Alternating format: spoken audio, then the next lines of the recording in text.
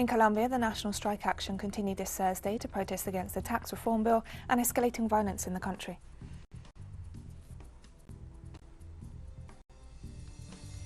India's daily COVID-19 death toll surpassed 3,600 on Thursday, marking a new grim record for the Asian nation.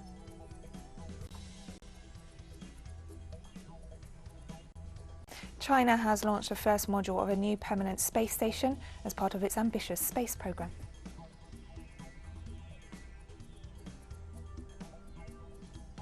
From the headquarters of teleSUR English in Havana, Cuba, this is From the South, and I'm Katrina Goss.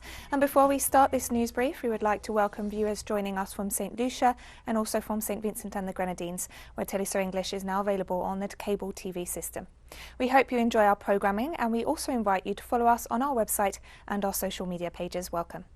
We begin with news from Colombia, where the national strike action continues to protest against the tax reform bill presented by the government of President Ivan Duque, despite the announcement of curfews, security measures and police repression. The mobilization is organised by the country's biggest trade unions and the National Strike Committee, and has been joined by many middle-class Colombians and members of indigenous communities. In addition to protesting the tax reform, Colombians have mobilized to demand an end to the systematic assassinations of social, community and trade union leaders, forced displacement and the escalating violence of illegal armed groups. They also denounce rising unemployment and the humanitarian crisis in the midst of the pandemic. On Wednesday, the notorious anti-riot squadron mobilized to repress demonstrators in the capital, Bogota, as well as other cities, with at least 2 people killed and a dozen injured.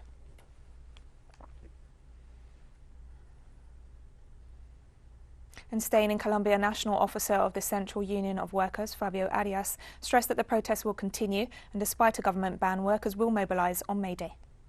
March, and we are saying that today we will continue to express our discontent and disagreement. On May the 1st, where there is not a quarantine, we are recommending the union leaders and workers that we go out to commemorate the date. Where there is confinement, as in the case of Bogota, we are going to go all day from social networks, including with cultural events, and we are calling to start a new national day of protests with a strike on May 19th, demanding the withdrawal of the tax reform bill, demanding that the 010 bill on health not be passed, and obviously that life, peace and democracy be respected in Colombia. The union official also stated that in the framework of the national strike that took place on Wednesday, protests were held in 500 municipalities across the country. Than 500 municipalities in the country, there was some degree of direct presential expression of discontent by the people, either a rally or a march. That is a very broad coverage in Colombia. Secondly, in 50 cities abroad, there were protests, Colombian embassies or consulates, which shows that also abroad there was a very important repercussion. We are talking about, we think, at least 5 million people who were participating very actively in all the activities, including the pot and pan banging protests already in the evening hours. So we report a very important victory. The country is asking the government to withdraw the reform, but we have a government that does not dialogue nor negotiate. Or more than that, it does not listen.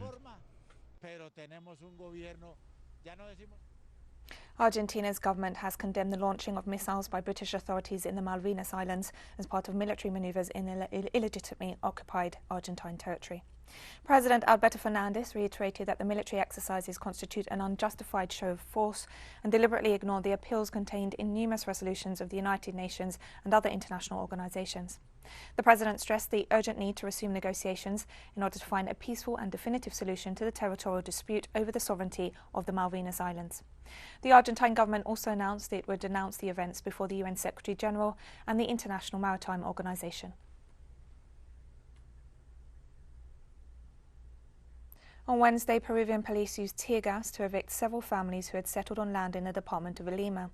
The occupants had set up tents in the Loma de Corvina district, a piece of land owned by the Peruvian government and the Loren Mining Company.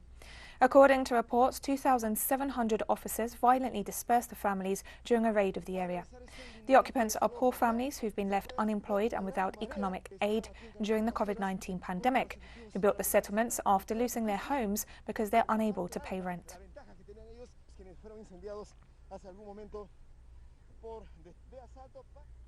US President Joe Biden made his first address to a joint session of Congress on Wednesday night, during which he praised the achievements of his administration 100 days in and offered a progressive-sounding discourse, including a $1.8 trillion plan for families, children and students.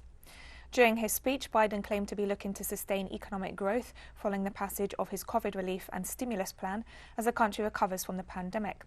He also encouraged people to be vaccinated as demand slips slightly and cases calm down. The president also made the case for a broad green energy initiative as part of his infrastructure and jobs plan in a bid to restructure the economy. He also briefly called on Congress to pass legislation that would raise the minimum wage to $15 an hour. Biden also spoke of the so-called American middle class and the need to support workers and even trade unions in what appeared to be an effort to garner support from more progressive sectors in the US.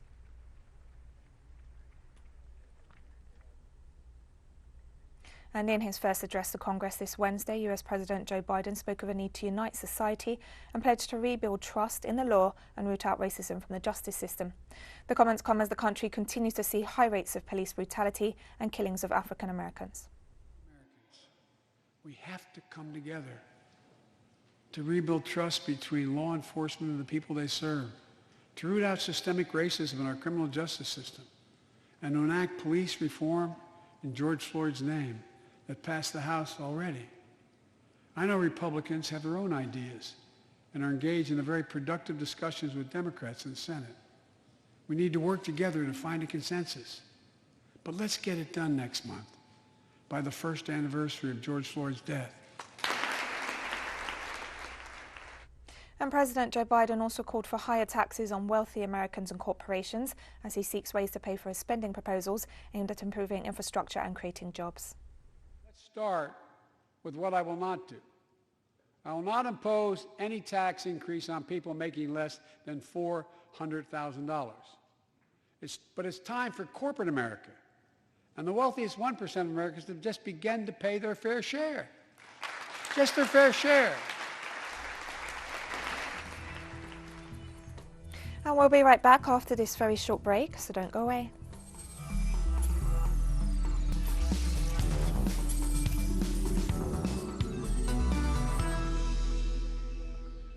Welcome back to From the South. India's daily COVID-19 death toll surpassed 3,600 on Thursday, marking a new grim record for the Asian nation. As of late April, India has reported over 2,000 fatalities per day. In many Indian cities, the hospital bed occupancy rate is too high to cope with new admissions of COVID-19 patients, and healthcare institutions are facing a severe shortage of oxygen and medical supplies. The Indian government announced it would open vaccination facilities to all adults from Saturday in an effort to curb infections. Authorities had previously limited shots to those aged over 45 and certain other groups. However, several states have warned that they do not have sufficient vaccine stocks, and the expanded rollout is threatened by administrative issues, confusion over prices and technical glitches on the government's digital vaccine platform.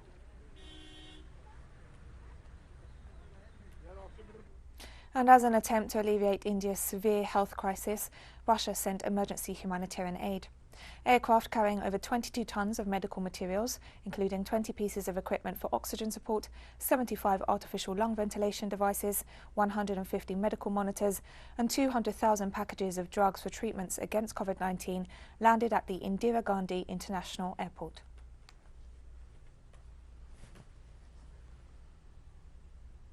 On Thursday, Bosnia received a donation from China of 50,000 doses of the Sinopharm coronavirus vaccine. The donation was received by the country's Minister for Civil Affairs, who described China as a true friend. The doses are set to significantly speed up the vaccination process in the small country. Speaking after the donation was handed over, Chinese ambassador to Bosnia, Xi Ping, emphasized that China was working for the benefit of the whole world. The diplomat said his country would provide around 10 million vaccines to the global COVAX program, intended to supply low and middle income countries with enough vaccines throughout the year.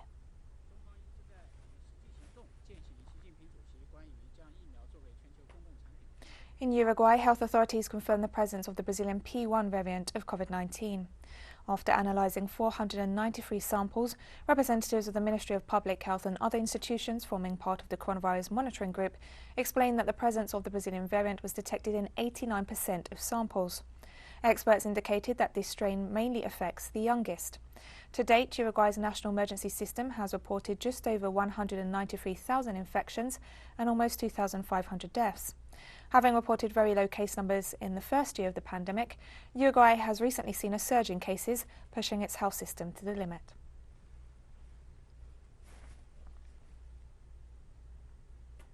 The government of Argentina announced that it's negotiating with Cuban authorities to produce the Soberana 02 vaccine developed in the Caribbean island. On Wednesday, Argentine presidential advisor Cecilia Nicolini stated that the national government is working on the possibility of advancing with clinical trials for the production of the Cuban vaccine. The official recalled that Presidents Alberto Fernandez and Miguel Díaz-Canel have been holding talks since early April regarding the acquisition of the Cuban candidate, which is in phase 3 clinical trials, following agreements signed with the developers of the AstraZeneca and Sputnik V shots. Argentina is witnessing a surge in COVID-19 cases, with the total number of infections recorded nearing 3 million, while the death toll stands at almost 63,000.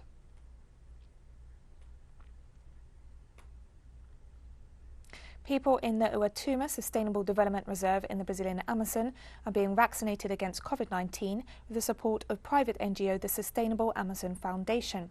Instead of vaccinating by age or risk groups, as in other parts of the country, the pilot project will vaccinate 100% of eligible people in all communities in the reserve. Brazilian authorities have faced criticism for their failure to protect vulnerable indigenous communities in the Amazon from the coronavirus. In these remote locations, so our recommendation is a vaccination of 100% of the vaccinable members of the community. Not everyone is eligible, but all those eligible can do it at once, and with that, the arrival of the vaccine in these areas becomes viable. The feeling we have today is of total gratitude to God and science, because it's through this vaccine that we renew our expectations for the future.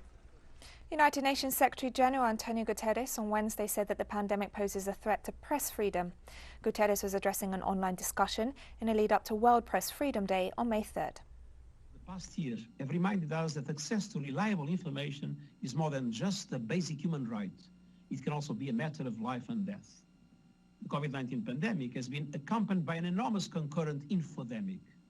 Misinformation and hate speech have proliferated, jeopardizing the health of millions of people worldwide, undermining confidence in vaccines and science, and dividing communities and countries. The pandemic has had another very dangerous side effect. It has accelerated the financial decline of many public interest media organizations. And we have more news coming up after this final short break, so stay with us.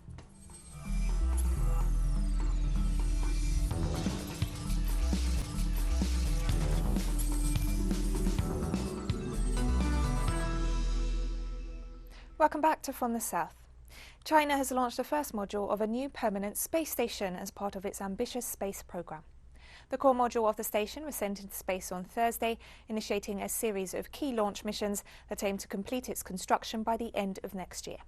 According to a Chinese expert, a national space laboratory will be built in the space station, which will conduct hundreds of experiments in several fields.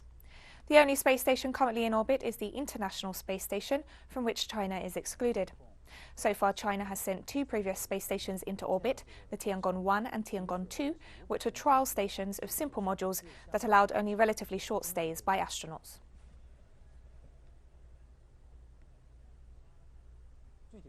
As for the experiments that will be carried out in the core module, they are mainly categorized into 2 kinds, namely containerless experiments on material science and high-quality microgravity scientific experiments.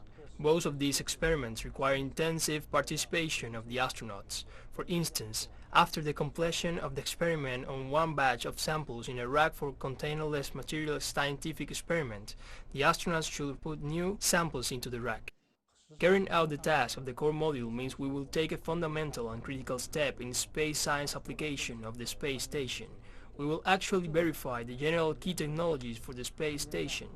We will conduct experiments on space material science and research into microgravity fundamental physics, and master the key technologies of large space experiment facilities. We will also build a space ground integrated system which will bring long-term results. At a press briefing in Beijing on Thursday, Foreign Ministry spokesperson Wang Wenbin condemned the coercive policies of the United States as regards several nations of the world. No other country in the world fits the label of coercive diplomacy more than the United States, nor could any other country take away this patent from it. The United States has interpreted to the world what is coercive diplomacy with its practical actions, that is, achieving its strategic goals through the threat of force, political isolation, economic sanctions, technological blockade, and other ways. The U.S. has deliberately sought all means to press China, unlawfully arrested Chinese citizens, suppressed Chinese companies for no reason, wantonly interfered in affairs related to Hong Kong and Xinjiang and other internal affairs of China, and intimidated and induced other countries to form an anti-China clique. China is a victim of coercive diplomacy rather than an inflictor. We firmly oppose anyone who is engaged in coercive diplomacy. On Thursday, unidentified attackers fired rockets at 2 Myanmar air bases, causing minor damage and no casualties, according to the military. Military sources claim that 4 rockets were fired at an airbase near the central town of Magway in the early hours, one of which fell on a road, while the other 3 hit nearby farms. Later, 5 rockets were fired at one of the country's main air bases, also in central Myanmar, allegedly from a farm to the north of the base, but no damage or casualties were reported. There have been no claims of responsibility for the attacks. According to local media, security checks were stepped up on roads outside the base after the blasts. Since the February 1st ousting of the elected government of Aung San Suu Kyi, protesters have taken to the streets and faced violent crackdowns by the military, which has launched numerous airstrikes in borderlands in the north and east of the country.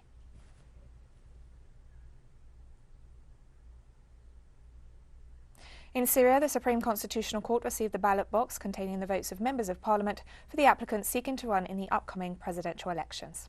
The chief of the court stated that following the reception of the box, all applications will be examined and a decision on the number of candidates whose nominations were accepted will be announced within a legal period of 5 days.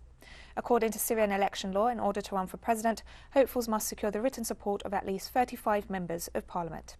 The total number of applications submitted reached 51, including 7 women.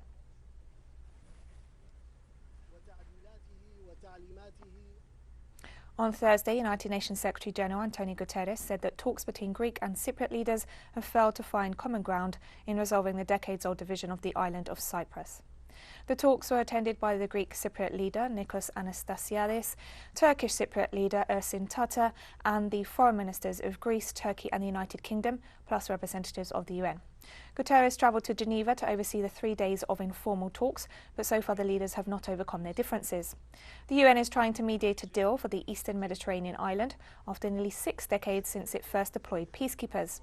Cyprus has been mired in a decades-long struggle between the Greek and Turkish authorities, despite a series of diplomatic efforts by the United Nations to achieve a comprehensive settlement. But I do not give up. My agenda is very simple. My agenda is strictly to fight for the security and well-being of the Cypriots, of the Greek Cypriots and the Turkish Cypriots. We have been able to agree that I will convene in the near future another meeting of the 5+1, the 5 plus the United Nations, again with the objective to move in the direction of reaching common ground to allow for formal negotiations to start. On Thursday, the Spanish Foreign Minister called on Burkina Faso to investigate the killing of 2 Spanish journalists who were attacked on an anti-poaching patrol. We have demanded that the Burkina Faso authorities investigate the events, that they clarify them and identify those responsible so they can be brought to justice. We don't want terrible events like this to be forgotten or go unpunished. The One People International Film Festival is currently being held in Cape Town, South Africa. The film festival champions content creators from around the world, regardless of their language, origin, orientation, race or religion. It aims to create an intimate and collaborative space for filmmakers. Our collaborator in Cape Town, Stephen Taylor, brings us the details. In Cape Town from the 27th of April to the 1st of May. The 27th of April happens to be South Africa's Freedom Day, a very important day in South Africa's history. The city of Cape Town, who are on board as partners of the festival, was represented by the MACO member for Safety and Security, J.P. Smith. This is what he had to say around the festival. Movies tell people about morality, about hope, about principles, about different places in the world. It shows a whole universe of opportunity and ideas that people are exposed to only through that format. It's not going to get it to people through books, sadly. So you are an incredibly important informer of our morality, our collective morality, and our vision and our hope as a nation. For us, the obvious reason for us promoting it is economic development. Hollywood actor Hakeem K. Kazim decided to come on board as the festival director. This is what he had to say about his involvement in the One People International Film Festival. The idea was to bring a festival together that would celebrate the film industry and try and give it some sort of oomph. So we're going to be taking place, as you know, in Cape Town this year. And the idea also was that Cape Town itself has been devastated by the coronavirus. The idea of the tourist industry has been completely devastated. So how do we marry these two things? Well, the idea was to bring a One People's International Film Festival. The One People International Film Festival taking place in Cape Town from the 27th of April to the 1st of May. Both in person at New Metro Canal Walk in Cape Town, as well as online via Quicket. You can watch the movies online via Quicket.